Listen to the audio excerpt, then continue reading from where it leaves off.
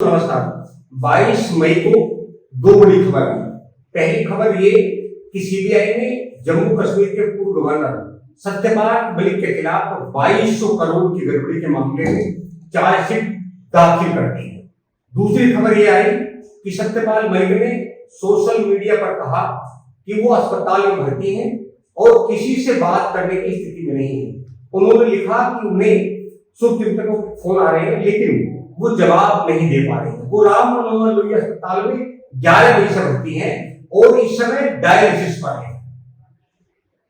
इन दोनों खबरों ने देश भर की सियासत में तहलका मचा दिया। सत्यपाल मलिक का ट्वीट और उनके खिलाफ सीबीआई की चार्जशीट की खबरें पूरे सोशल मीडिया से मेन स्ट्रीम मीडिया तक सुर्खियों में छा गई। आखिर ऐसा क्यों हुआ? कौन है सत्यपाल मलिक? इस पर बात करने से पहले आइए जानते हैं मोदी सरकार के खिलाफ सत्यपाल मलिक के वो 5 स्टेटमेंट जिन्होंने तहलका मचा दिया। 2 नवंबर 2012 को मलिक ने एक इंटरव्यू में कहा कि पुलवामा अटैक के वक्त PM Modi Corbett National Park में अपनी शूटिंग करवा रहे थे। बाहर आकर पीएम ने ढाबे से फोन कर मुझसे पूछा क्या हुआ।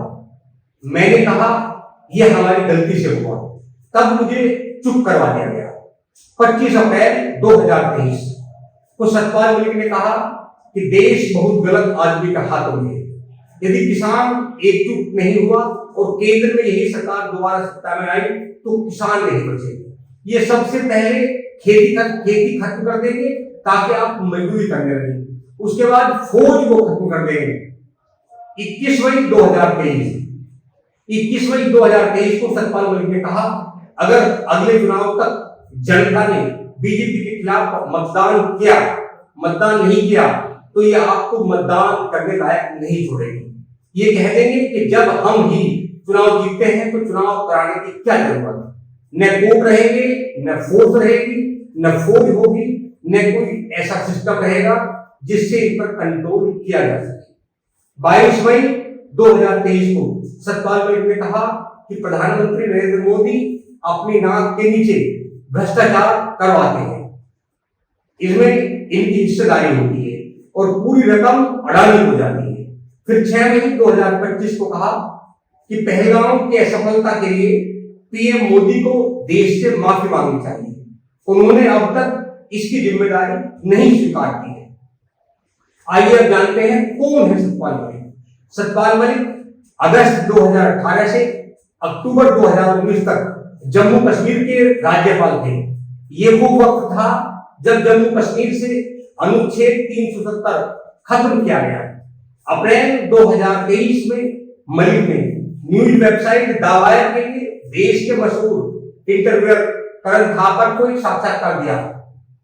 इंटरव्यू में सत्यपाल मलिक ने पुलवामा हमले के लिए न सिर्फ केंद्र सरकार को जिम्मेदार बताया बल्कि भ्रष्टाचार को लेकर सीधे प्रधानमंत्री नरेंद्र मोदी पर कई गंभीर आरोप भी लगाए। यह पहली बार था जब भारतीय जनता पार्टी के किसी वरिष्ठ नेता और कई अहम पदों पर रहे व्यक्ति ने प्रधानमंत्री पर सीधा हमला बोला।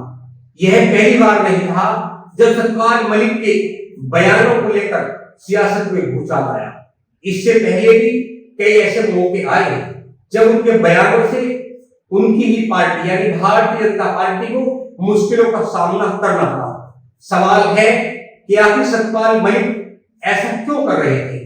वो भी ऐसी पार्टी के खिलाफ जिसने उन्हें न सिर्फ लोकसभा चुनाव का टिकट दिया बल्कि पार्टी के राष्ट्रीय उपाध्यक्ष से लेकर 4 राज्यों के राज्यपाल तक का पद भी दिया। क्या इसमें उनके राजनीतिक हित जुड़े हुए नहीं? उनके तहत कितना वजन था? ये अपने पीछे जिस जाट और किसानों के समर्थन का दावा करते रहे हैं, आखिर उनके दावों में कितना दम है? इन्हीं सबको जानने के लिए जरूरी है कि यह जाने कि सत्यपाल मलिक कौन है। यूपी के बागपत जिले के हिसाबदा गांव के किसान परिवार में 24 जुलाई 1940 को जन्मे सत्यपाल मलिक के पिता का निधन तब हो गया था जब वो महज 2 साल के थे। सत्यपाल मलिक ने लोहिया के समाजवाद से प्रभावित होकर छात्र नेता के रूप में मेरठ कॉलेज छात्र संघ से सियासत की शुरुआत की। मलिक वेस्ट यूपी के इस सबसे प्रतिष्ठित कॉलेज के शासन अध्यक्ष निर्वाचित हुए। वो हिंदी आंदोलन में कूदे और सियासत की पगडंडियों पर तेजी से आगे बढ़ते गए। सतपाल मलिक पर चौधरी चरण सिंह की निगाह तब पड़ी जब वो मेरठ कॉलेज के शासन के अध्यक्ष के शपथ ग्रहण समारोह में आए। चौधरी चरण सिंह ने 1974 में बीकेडी के टिकट पर सतपाल मलिक को बागपत विधानसभा से प्रत्याशी बनाया। मलिक 10,000 वोटों के अंतर से जीत गए और उन्होंने कम्युनिस्ट पार्टी के दिग्गज नेता आचार्य दीपांकर को हरा दिया। इस तरह मलिक महज 28 वर्ष की उम्र में विधानसभा पहुंच गए। 1980 में लोकदल पार्टी से वह राज्यसभा पहुंचे, लेकिन 4 साल बाद ही उन्होंने उस कांग्रेस का दामन थाम लिया जिसके शासनकाल में लगी इमरजेंसी का विरोध करने पर वो जेल गए थे। 1987 में राजीव गांधी पर बोफोर्स घोटाले का आरोप लगा, जिसके खिलाफ विश्वनाथ प्रताप सिंह ने मोर्चा खोल दिया और इसमें सतपाल मलिक ने उनका साथ दिया। कांग्रेस छोड़ सतपाल मलिक वीपी सिंह की जन मोर्चा पार्टी में आ गई, जो साल 1988 में जनता दल में मिल गई। 1989 में देश के आम चुनाव में सतपाल मलिक ने अलीगढ़ की यूपी की अलीगढ़ विधानसभा लोकसभा सीट से चुनाव लड़ा और पहली बार लोकसभा पहुंचे। 1996 में उन्होंने समाजवादी पार्टी ज्वाइन की और अलीगढ़ से फिर चुनाव लड़ा। अलीगढ़ में उनकी बुरी हार हुई, वे चौथे नंबर पर रहे। उन्हें करीब 40,000 वोट मिले, जबकि जीतने वाले उम्मीदवार को करीब 2,30,000 वोट मिले। इस चुनाव ने साबित कर दिया कि मलिक की जमीनी पकड़ कमजोर हो चुकी है। करीब 30 साल लोहिया की विचारधारा के प्रभाव में आगे बढ़ने के बाद साल 2004 में सतपाल मलिक बीजेपी में शामिल हो गए। उन्होंने बीजेपी के टिकट पर अपने राजनीतिक गुरु और पूर्व प्रधानमंत्री चौधरी चरण सिंह के बेटे अजीत सिंह के खिलाफ बागपत से चुनाव लड़ा। यह चुनाव भी उनकी एक परीक्षा की तरह था, लेकिन इसमें वे फेल साबित हुए। तीसरे नंबर पर रहे। सतपाल मलिक को करीब 1 लाख वोट मिले। 2005-2006 में उन्होंने उत्तर प्रदेश बीजेपी का उन्हें उपाध्यक्ष बनाया गया। साल 2009 में भारतीय जनता पार्टी के किसान मोर्चा का उन्हें राष्ट्रीय अध्यक्ष बनाया गया। 2012 में उन्हें बीजेपी का राष्ट्रीय उपाध्यक्ष बनाया गया। ये वो दौर था जब बीजेपी उत्तर प्रदेश में अपनी जमीन तलाश कर रही थी और उसे एक जाट लीडर की तलाश थी। उसी समय सतपाल मलिक की नरेंद्र मोदी के साथ करीब हुई। 2014 में बहुमत के साथ नरेंद्र मोदी प्रधानमंत्री बनकर आए और 30 सितंबर 2017 को मलिक को बिहार का राज्यपाल बनाया गया। कहा गया कि इसमें नीतीश कुमार की भी भूमिका थी। नीतीश कुमार से भी सतपाल के संबंध बेहद मधुर रहे। बिहार का गवर्नर रहते मलिक अपने मेरठ कॉलेज में आए। यहां उनका जोरदार स्वागत हुआ। सभा में मलिक ने कहा, मेरे पास कोई काम के लिए मत आना, पर घूमने के लिए जरूर आना। बिहार की गवर्नर हाउस में आम और अमरूद के बाग हैं, फल भी खिलाऊंगा। उनकी इस बयान से उनके स्थानीय शुभचिंतकों और समर्थकों को निराशा हुई। करीब 11 महीने बिहार का राज्यपाल रहने के बाद अगस्त 2018 में उन्हें जम्मू कश्मीर का गवर्नर बनाया गया। दरअसल इस फैसले के पीछे भाजपा की एक बड़ी रणनीति थी। सतपाल मलिक के कार्यकाल में ही जम्मू कश्मीर में विधानसभा भंग हुई, जिसके बाद राज्य का सारा एडमिनिस्ट्रेशन उनके हाथ में आ गया। इसी दौरान 5 अगस्त 2019 को जम्मू कश्मीर से अनुच्छेद 370 हटाया गया। 22 अगस्त 2022 को सतपाल मलिक बागपत के ठेकड़ा में किसान मजदूर सभा में बोले, दिल्ली की सीमाओं पर 700 किसान मर गए थे। मुझे कुत्ते ने नहीं काटा था कि मैं गवर्नर होते हुए पंगा लूं, लेकिन जब 700 लोग मर गए तब भी दिल्ली से चिट्ठी संवेदना की कहीं नहीं गई। कुतिया भी मरती है तो प्रधानमंत्री उसके प्रति संवेदना देते हैं। देर से उनको बात समझ आई, फिर तो माफी मांगकर तीनों कानून वापस लिए गए, लेकिन तबीयत में तब भी ईमानदारी नहीं थी। मलिक ने कहा, जनवरी 2022 में किसानों के मामले में जब प्रधानमंत्री से मिलने गया तो मेरी 5 मिनट में लड़ाई हो गई। वो बहुत घमंड में थे। जब मैंने उनसे कहा हमारे 500 लोग मर गए हैं, जब कुतिया मरती है तो आप चिट्ठी भेजते हो, तो उन्होंने कहा कि मेरे लिए मरे हैं।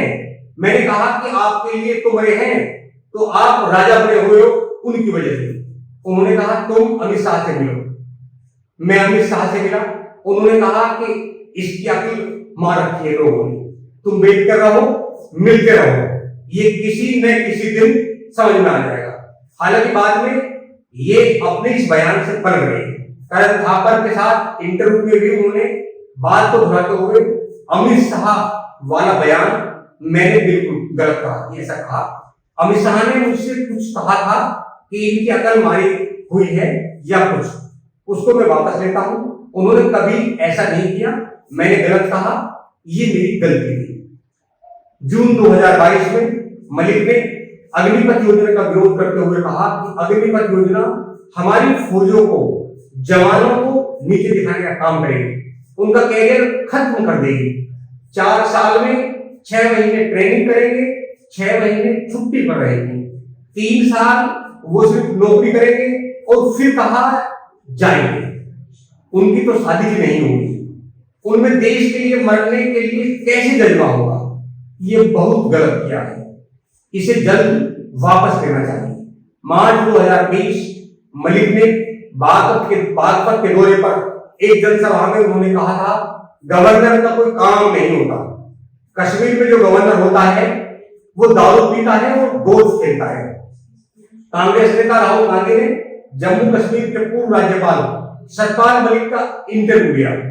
इस 28 मिनट की बातचीत में राहुल गांधी ने सतपाल मलिक से पुलवामा, किसान आंदोलन और चुनाव जैसे तमाम सवालों पर बात की। मलिक ने कहा कि मैं लिख कर दे सकता हूं कि 2024 में भाजपा की सरकार आने वाली नहीं। ये हुई सतपाल मलिक के विवादों और उनके आरोप विवाद। लेकिन मलिक की सियासत को करीब से जानने वालों का कहना है कि उनके दिल में जो होता है वो कह देते हैं। सवाल ये भी है कि मलिक ने जब जम्मू कश्मीर में 300 करोड़ रुपए की करप्शन की बात सामने आई तो उन लोगों को वही गिरफ्तार करवा सकते थे, पर उन्होंने ऐसा नहीं किया। सतपाल मलिक का भाजपा से मोह भंग किसान आंदोलन के वक्त में हुआ। उस वक्त उन्होंने यह भी कहा कि उनके पीछे उनके समाज और किसान बिरादरी के लोग बड़ी संख्या में खड़े हैं, और अगर बीजेपी ने उन्हें छुआ भी तो उनकी पार्टी की दुर्गति हो जाएगी। अब सतपाल मलिक दिल्ली के राम मनोहर लोहिया अस्पताल की आईसीयू में हैं। उस वक्त उन्होंने ये भी कहा कि उनके पीछे उनके समाज और किसान बिरादरी के लोग बड़ी संख्या में खड़े हैं, और अगर बीजेपी ने उन्हें छुआ भी तो उनकी पार्टी की दुर्गति हो जाएगी। अब सतपाल मलिक दिल्ली के राम मनोहर लोहिया अस्पताल के आईसीयू में है। 22 मई 2025 को सतपाल मलिक के खिलाफ सीबीआई ने किरू हाइड्रो पावर प्रोजेक्ट में 2200 करोड़ के भ्रष्टाचार मामले में चार्जशीट दाखिल की। इस चार्जशीट में मलिक के अलावा उनके 2 निजी सचिवों वीरेंद्र राणा और कंवर सिंह राणा तथा Chenab valley power project private limited के तत्कालीन प्रबंध निदेशक एमएस बाबू, निदेशक अरुण कुमार मिश्रा और MK Mittal Patel Engineering Limited के प्रबंध निदेशक भूपेश पटेल और निजी सचिव कमलजीत सिंह दुग्गल को भी आरोपी बनाया गया है। सीबीआई की जांच में पाया गया है कि 2019 में इस प्रोजेक्ट के सिविल वर्क्स के ठेके के आवंटन में ई टेंडरिंग दिशा निर्देशों का पालन नहीं किया गया। मलिक ने पहले दावा किया था कि उन्हें इस प्रोजेक्ट से संबंधित फाइलों को मंजूरी देने के लिए 300 करोड़ रुपए की रिश्वत की पेशकश की गई थी। चार्जशीट दाखिल होने के कुछ ही घंटों बाद 77 वर्षीय मलिक ने सोशल मीडिया प्लेटफॉर्म एक्स में एक पोस्ट साझा की, जिसमें उन्होंने बताया कि उनकी तबीयत बहुत खराब है और वो दिल्ली के राम मनोहर लोहिया अस्पताल में भर्ती है। उन्होंने लिखा, नमस्कार साथियों, मेरे बहुत से शुभचिंतकों के फोन आ रहे हैं जिन्हें उठाने में मैं असमर्थ हूँ। अभी मेरी हालत बहुत खराब है। मैं फिलहाल राम मनोहर लोहिया अस्पताल दिल्ली में भर्ती हूँ और किसी से भी बात करने की हालत में नहीं। मलिक को 11 मई से संक्रमण के कारण अस्पताल में भर्ती किया गया है और उनकी हालत हाल के दिनों में बिगड़ गई है। वर्तमान में वे किडनी डायलिसिस पर हैं और उनकी स्थिति गंभीर बताई जा रही है। सतपाल मलिक के बयान लोकतंत्र में असहमति की आवाज है, लेकिन क्या वे सत्य के प्रतीक हैं या फिर राजनीतिक ठुकराहट से उपजा असंतोष?